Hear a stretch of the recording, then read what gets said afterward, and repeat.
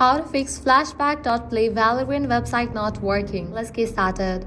First, check website status. You can navigate to the website like Down Detector, then check the server status of the Valorant. If you find any outages, you have to wait until the problem will be resolved. Heading towards next solution, manage extensions.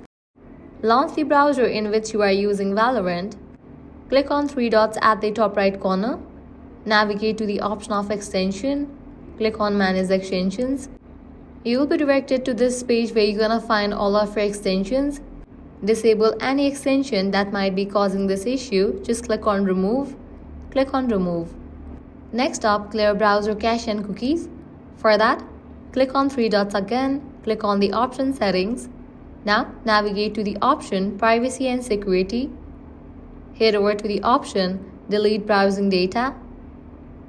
Check in for all these options: browsing history, cookies and other site data, cached image and files. Select the time range by clicking on this drop down and click on Delete Data.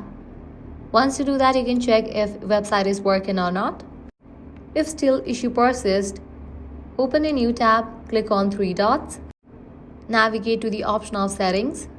Now at the left corner, you're gonna find different option. Scroll down, click on About, check for the updates. If you find any existing updates for the browser, just update it to its latest version. Once you have tried all these solutions, you can navigate to the website of Valorant.